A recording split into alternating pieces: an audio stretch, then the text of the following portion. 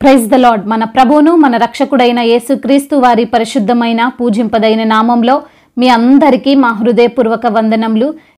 ఈరోజు దేవుని వాక్యము, ఆయన దృష్టికి కనపడని సృష్టము ఏదీయూ లేదు, మనమెవనికి లెక్క యొప్ప చెప్పవలసి ఉన్నదో ఆ దేవుని కన్నులకు సమస్తమును మరుగులేక తేటగా ఉన్నది. హెబ్రీలకు రాసిన పత్రిక 4వ అధ్యాయము 13వ వచనము. Nothing in all creation is hidden from God's sight, everything is uncovered and laid bare before the eyes of him to whom we must give account. Hebrews chapter 4 verse 13. ఈ రోజుకు గాను ప్రేమగల మన దేవుడు మనకు అనుగ్రహించిన వాక్య భాగమును బట్టి ధ్యానించుకుందాము.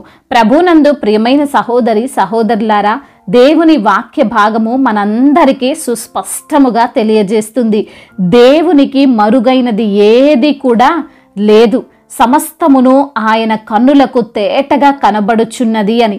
ఆలోచించండి. పాపము చేసేవారు, దుర్మార్గపు క్రియలు చేసేవారు, నీచమైన పనులు చేసేవారు, అసహ్యమైన కార్యాలు చేసేవారు అనుకుంటారు మమ్మల్ని ఎవరు చూడడం లేదని, అందరూ చూసేలా మేము చేస్తామా అని.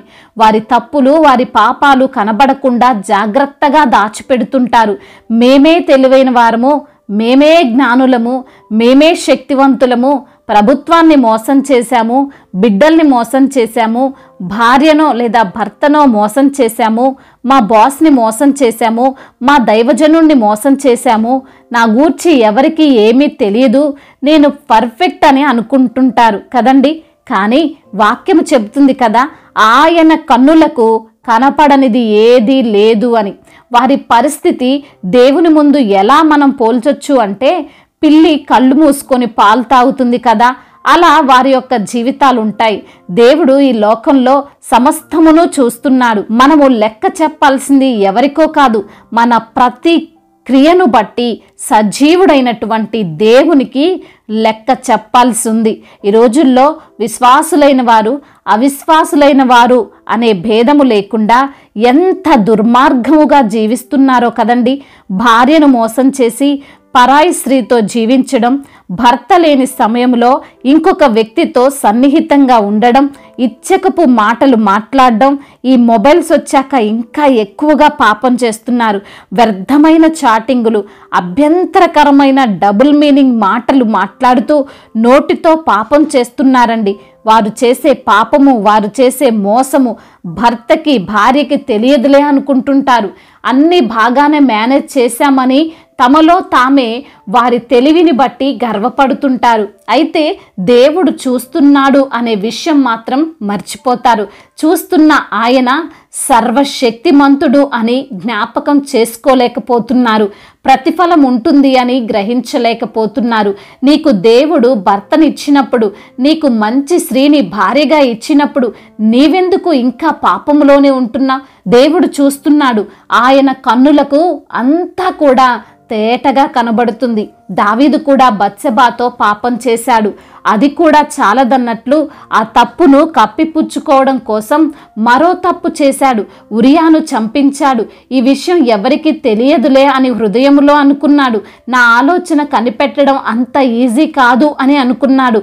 అందరూ ఉరియా యుద్ధంలో చనిపోయాళ్లే అని అనుకుంటారు, మన మీదికి ఏదీ రాదు, నేనింకా సేఫ్ అని ఒక సాధారణ మనుష్యుని వలె, దేవుణ్ణి ఎరగని వ్యక్తి వలె ఆలోచించాడండి. కానీ నాతాను ప్రవక్త వచ్చి అతను చేసినదంతా అతనికి పూసగుచ్చినట్లు చెప్పేసరికి దావీదు షాక్ అయ్యాడు. ఎవరికి తెలియదు అనుకున్నాను, నాతానికి ఎలా తెలిసింది అనుకొని బహుశా ఆలోచించే ఉంటాడు. వెంటనే గ్రహించాడు, దేవుడు అన్నీ ఎరిగినవాడు, నన్ను చూస్తున్నవాడు, దేవుని ద్వారానే ఇది తెలిసిందని తన పాపమును బట్టి పశ్చాత్తాపడ్డాడు. దానికి తగిన శిక్ష కూడా అనుభవించాడు.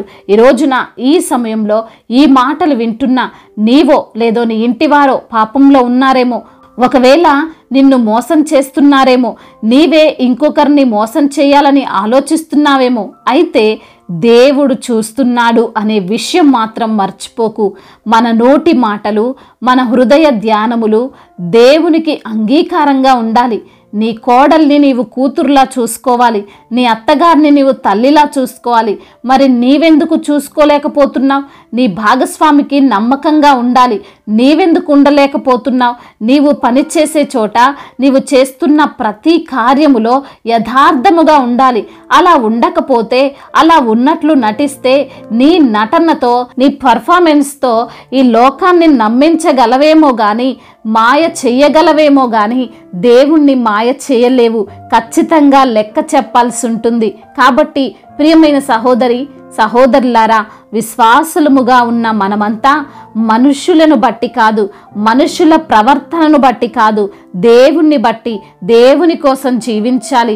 అవతల వ్యక్తి ఎటువంటి ద్రోహి అయినా కానివ్వండి, మిమ్మల్ని మోసమే చేయనివ్వండి, మన కళ్ళు గప్పి తిరుగుతున్నారేమో తిరగనివ్వండి, మనం మాత్రం యథార్థతను కోల్పోవద్దు, సాక్ష్యాన్ని కోల్పోవద్దు, మనపై దేవుడు పెట్టుకున్న నమ్మకాన్ని వమ్ము చేయొద్దు.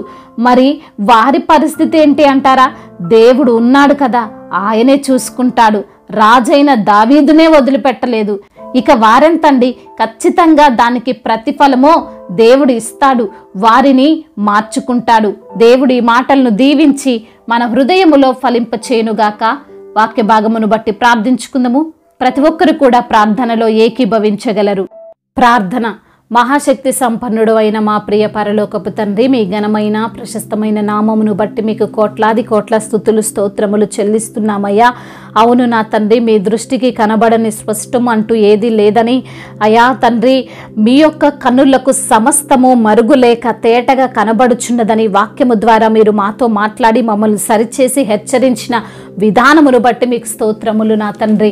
అవును నా తండ్రి, చేసే పాపములను బట్టి ఖచ్చితంగా ప్రతిఫలమును పొందుకుంటారని, అవును నా తండ్రి, ఏది ఎవరికి తెలియదని తండ్రి, ఇంకా పాపములో జీవిస్తున్న వారి యొక్క దుర్మార్గపు క్రియలు కూడా మీ కనులకు తేటగా కనబడుచున్నవని వాక్యము ద్వారా తండ్రి మీరు సెలవిచ్చిన విధానాన్ని బట్టి మీకు వందనములయ్యా.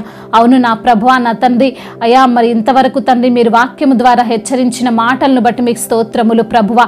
అవును నా ప్రభువా, పాపములో జీవించకుండా మీ యందు భయభక్తులు కలిగి జీవించే జీవిత విధానమును ప్రతి బిడ్డకు మీరు అనుగ్రహించమని వేడుకుంటున్నాం. ఎందరైతే బిడ్డలు ప్రభా ఈ రోజున వాక్యమును విని ప్రార్థనలో ఏకీభవిస్తున్నారో ప్రతి బిడ్డను సరిచేసినందుకు స్తోత్రములు. వారికి ఉన్న ఇరుకులు ఇబ్బందుల నుండి విడుదల దయచేయండి. వారికి ఉన్న అనారోగ్య సమస్యల నుండి వారిని లేవనెత్తండి. ప్రతి అనారోగ్య సమస్యను మీ యొక్క రక్తములో కడిగి పరిశుద్ధపరిచి అయా మీ యొక్క నామాన్ని బట్టి బిడ్డలు స్వస్థత పొందుకున్నట్లుగా కృపను అనుగ్రహించమని వేడుకుంటున్నాం. అదేవిధంగా రుణ భారాల నుండి విడుదల దయచేయండి అయ్యా. అదేవిధంగా నా ప్రభువ, ఎందరైతే బిడ్డలు నా ప్రభా ఈ రోజున కుటుంబములో తండ్రి శాంతి సమాధానము కోల్పోయి జీవిస్తున్నారో ప్రభా, వారితో మీరు మాట్లాడండి నా ప్రభా. అయ్యా, మీ యొక్క ఆలోచన బిడ్డలకు దయచేసి వారి యొక్క కుటుంబాన్ని కట్టుకునేటువంటి జ్ఞానాన్ని బిడ్డలకు మీరు అనుగ్రహించమని వేడుకుంటున్నాం. చిన్న బిడ్డలను కాచి కాపాడండి. యవన బిడ్డలకు మీరు తోడుగా ఉండండి. యవన వయసులో పాపపు క్రియలు చేయకుండా ప్రభా నీ వాక్యము ద్వారా తండ్రి అయ్యా మీ యందు భయభక్తులు కలిగినటువంటి జీవితాన్ని బిడ్డలకు మీరు ప్రసాదించమని బ్రతిమిలాడుకుంటున్నాము తండ్రి. అదేవిధంగా నా ప్రభా ఈ రోజున ఎందరైతే బిడ్డలు సంతానము లేక బాధపడుతున్నారో వారిని మీరు జ్ఞాపకము చేసుకోనండి ప్రభా. వారి యొక్క కన్నీటిని తుడవండి, సంతోషమును వారికి దయచేయమని బ్రతిమిలాడుకుంటున్నాము తండ్రి. అదేవిధంగా వివాహాల విషయంలో మీకు మొరపెడుతున్న బిడ్డలను మీరు జ్ఞాపకము చేసుకోనండి. మీ యొక్క చిత్తములో వారి వివాహము జరుగునట్లుగా కృపను చూపమని బ్రతిమిలాడుకుంటున్నాము ప్రభువా.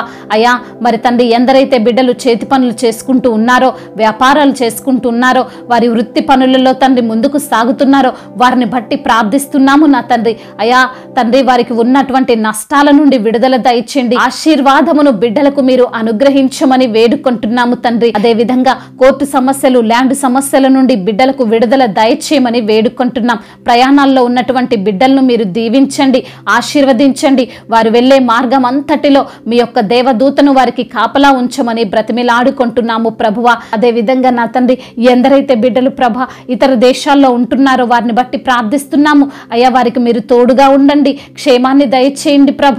ఎటువంటి సమస్య ఉన్నా ఆ సమస్యలో నుండి విడుదల దయచేయమని వేడుకుంటున్నాం ప్రభ. మా భారతదేశంలో తెలుగు రాష్ట్రాలను దీవించండి. అధికారులకు తండ్రి మీరు తోడుగా ఉండండి. మీ యొక్క జ్ఞానము చేత అయా మరి దేశాన్ని పాలించే కృపను దయచేయమని వేడుకుంటున్నాము తండ్రి. ఇంతవరకు చేసిన ప్రార్థన అంతటిని మీ పాద సన్నిధిని చేర్చుకోమని మానాథుడు, సర్వశక్తిమంతుడు, సర్వాధికారి, గొప్ప దేవుడైన యేసుక్రీస్తు వారి ఉన్నతమైన నామంలో ఈ ప్రార్థనను అడిగి వేడుకొని పొందుకొని ఉన్నాము మా ప్రియ పరలోకపు తండ్రి. ఆమేన్. ఈరోజు పెళ్లి రోజు మరియు పుట్టినరోజు జరుపుకున్న వారందరినీ దేవుడు దీవించి సకల మేలులతో, సకల ఆశీర్వాదములతో, కృపాక్షేమములతో, శాంతి సమాధానముతో, మెండైన దీవెనలతో దేవుడు మిమ్మల్ని నింపునుగాక. మీ యొక్క ప్రార్థన అవసరతలను మాకు తెలియజేయగలరు. మీ కొరకు మేము తప్పక ప్రార్థిస్తాము. మొదటిసారిగా మన యొక్క ఆదరణ వాక్యం చూస్తున్నట్లయితే తప్పకుండా సబ్స్క్రైబ్ చేసుకోగలరు. ఈ వాక్యము మీకు ఆశీర్వాదకరముగా ఉండినట్లయితే అనేకులకు కూడా ఈ వాక్యాన్ని పంపి మీరు కూడా దేవుని యొక్క రాజ్య సువార్తలో పాలిభాగస్తులు కావాలని దేవుని పేరిట మనవి చేసుకుంటున్నాను. May God bless you all. దేవుడు మిమ్మల్ని దీవించి బలపరిచి స్థిరపరచునుగాక.